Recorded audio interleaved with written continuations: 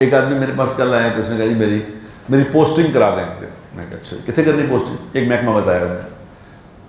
تو میں نے کہا اچھا کون کرتا ہے تمہاری پوسٹنگ؟ انہوں نے کہا فلاں صاحب ہیں حکومت کے وہ کرتے ہیں. میں کہا اچھا میرا واقف ہے میں کہہ دیتا ہوں. میں نے اسے کہا فون کیا, میں کہا حضرت علیہ السلام علیکم کیا حضرت بھائی جان ٹھیک ہے؟ میں نے کہا یار یہ میرے پر کوئی سفارش آئی ہے, یہ کہتا ہے مجھے فلاں پوسٹنگ ڈال دیں. اس نے کہا نہیں بھائی یہ آپ کو پتہ ہے یہ کون ہے؟ کون ہے؟ انہوں نے کہا 6 بندے اس کی سفارش مجھے پہلے کر چکے ہیں اور یہ لاہور کا کرپٹ ترین آدمی ہے.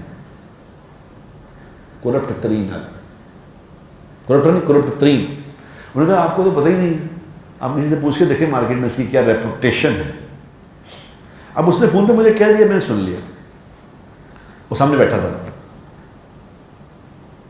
میں نے سامنے کہا میں کہ یار تم چھوڑو یار جو بھی ہے سارے یہ چلتا ہی ہے کام, تو پھر بھی تم اس کی کر دو یار پوسٹنگ.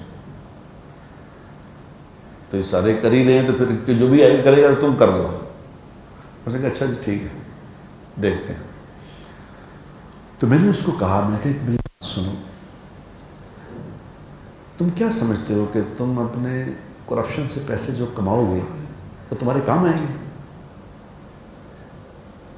یہ پیسے میں نے کہا میرے چاند یہ پیسے اولاد کی شکل میں تیرے سامنے کھڑے ہوں گے.